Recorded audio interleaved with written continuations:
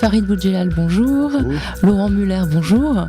Vous êtes donc tous les deux les auteurs et co-auteurs du 3e tome de La Présidente, ce roman graphique, cette trilogie qui raconte une histoire assez proche d'une peut-être réalité.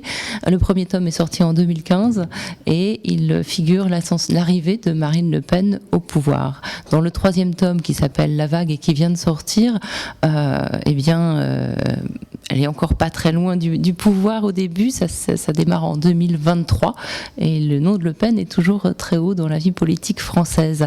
Alors tout d'abord, j'aimerais savoir comment vous avez eu cette idée en 2015 d'imaginer une histoire qui commence dans un mois, puisque ça commence le 1er tome le 7 mai 2017 avec l'arrivée de Marine Le Pen au pouvoir. François Durpin était venu nous voir aux arènes avec ce projet de livre d'essai, texte, en nous expliquant qu'il voudrait imaginer les 100 jours de Marine Le Pen au pouvoir, les 100 premiers jours, partant du postulat qu'elle gagnerait le 7 mai 2017. Rapidement, on lui a émis l'idée de plutôt le faire en bande dessinée ou en roman graphique, parce qu'on lui a expliqué que ça aurait plus d'impact. Il était un peu dubitatif, et on lui a expliqué dès le début, mais imagine une scène où tu as un écran de télévision, il est 20h, c'est le 7 mai 2017, tu as le visage de Marine Le Pen qui apparaît à l'écran. Je lui dis, tu pourras écrire comme tu veux, l'image sera jamais aussi forte.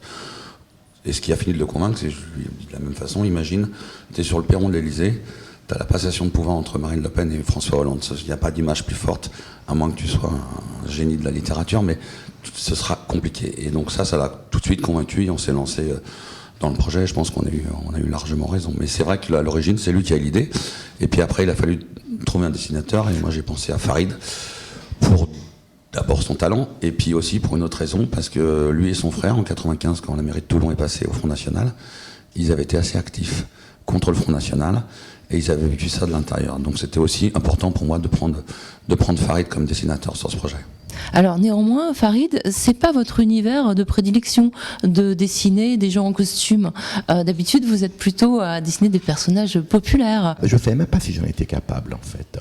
C'était tellement loin de mon univers que je me demandais, est-ce que j'en suis capable? Et déjà, ça m'a intéressé, le fait. Et puis c'est ce côté réaliste en me disant que si on veut vraiment avoir un impact avec ce type de bouquin, il faut faire une bande dessinée qui soit prise au sérieux. Donc j'ai fait beaucoup d'essais et j'ai commencé dur avec mon style, mais comme j'ai un dessin trop chaleureux, c'est pour ça que j'ai commencé à travailler dans un style très photographique. Comment ont été reçus justement par les gens du Front National, par aussi tous les autres hommes politiques et journalistes qui sont mis en scène dans ces 2 premiers tomes. Le 3e tome, peut-être il n'y a pas encore de réaction, mais comment ils ont reçu cette mise en scène, comment ça a été vécu par eux? Est-ce que vous avez eu des réactions? Il y a Geoffroy Didier qui a prévenu que non, il ne comptait pas accepter un ministère dans le gouvernement Marine Le Pen, et d'autres, tout récemment, il y a eu Marion Maréchal apparemment qui n'a pas beaucoup apprécié. J'ai eu oui dire par des amis journalistes que Marine Le Pen aurait donné des consignes pour ne pas en parler. Je pense que le Front National n'a pas voulu communiquer dessus pour pas nous faire de pub. J'imagine qu'ils ont dû scruter le livre, savoir si c'était attaquable d'un point de vue judiciaire, ça ne l'était pas, donc je pense qu'ils ont préféré se taire et ils n'ont pas fait de commentaires. Parlons un peu de ce tome 3, donc ça s'appelle La Vague. On retrouve des personnages récurrents, parce qu'il y a aussi des gentils, il faut le dire, il y a aussi des gentils dans cette bande dessinée, il n'y a pas que les méchants. Voilà, enfin des plus ou moins gentils. Il y a plusieurs choses qui m'ont frappé. Alors là, on est dans le règne des big data. Ce n'est plus Marine Le Pen qui est au pouvoir, mais sa nièce, au moins temporairement. On ne va pas trop raconter l'histoire, il faut que les gens découvrent, mais on est vraiment dans le règne où on supprime l'éducation nationale, tout se passe par des cours à la maison via Internet. Et à la fois, les réseaux de communication numérique sont totalement surveillés. Oui. On est vraiment dans ce monde un peu cauchemardesque, totalement orwellien. Et par contre, il y a quelque chose qui m'a étonnée, c'est que, alors évidemment, je parle un peu de mon point de vue, j'étais très contente de voir la couverture de l'Humanité encore un petit peu apparaître dans ces pages, mais la presse écrite n'a pas disparu. Pourquoi ? Non. Parce que la presse écrite peut survivre à tout ça. Puis je pense que si on arrivait on ne sombre pas complètement dans une dictature, parce que je pense que les institutions de la République font que c'est impossible. On peut avoir un régime autoritaire qui essaye de museler notamment le numérique, parce que c'est peut-être sans doute plus facile, et puis la presse écrite se porte pas hyper super bien, donc je pense que c'est moins un danger pour un pouvoir politique comme celui-là. Par contre, c'est pour ça que vous faisiez allusion au big data. Oui, c'est l'enjeu, c'est là où il faut museler tout le monde. Mais pareil, ce serait compliqué, on le voit, parce que les gens, on va peut-être pas raconter l'histoire, mais les gens partent en Suède, parce que la Suède est un pays libre, pour faire le même combat sur les réseaux sociaux qu'ils faisaient en France, qui était empêché de le faire en France. Donc voilà, mais oui, l'humanité est toujours là. Est-ce qu'on ne voulait pas tomber dans la caricature? On ne voulait pas que ce soit une dictature type Pinochet, ça reste la République, même si elle est mise à mal, même très mal, mais on ne sombre pas dans une dictature. On voulait pas de la caricature.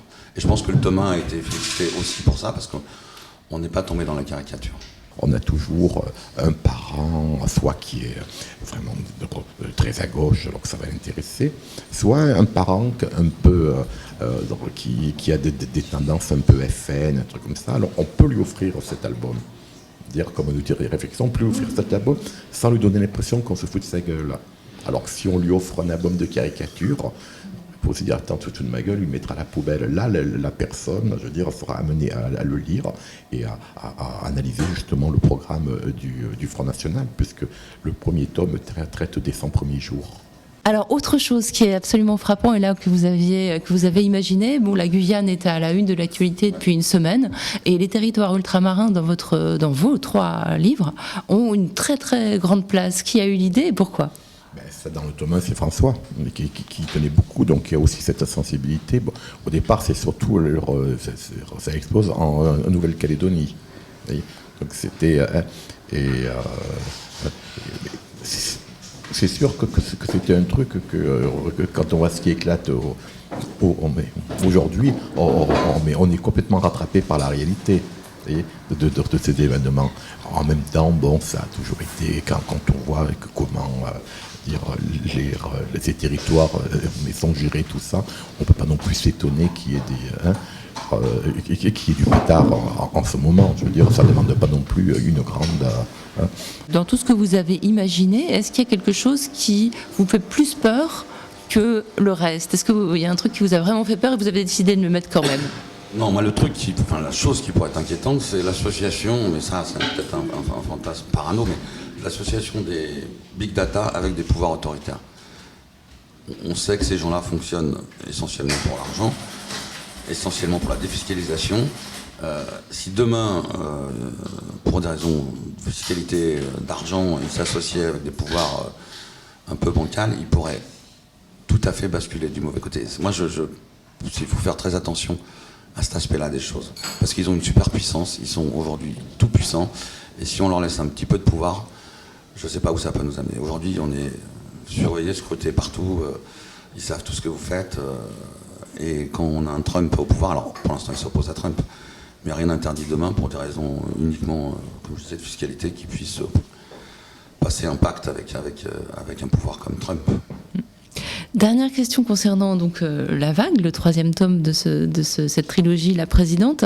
On constate que la gauche a totalement disparu du paysage politique. C'est ce qui est en train de se passer, malheureusement. Mais la gauche et la droite classique a disparu.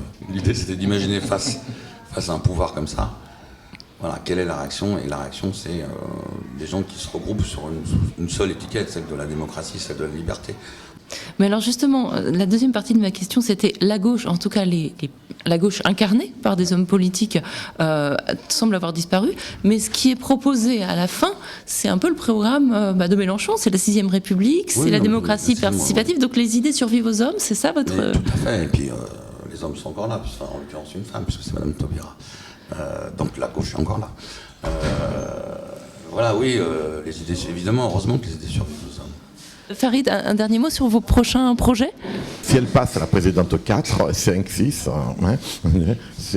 mais bon, c'est ce que bien sûr je ne souhaite pas, mais que je redoute.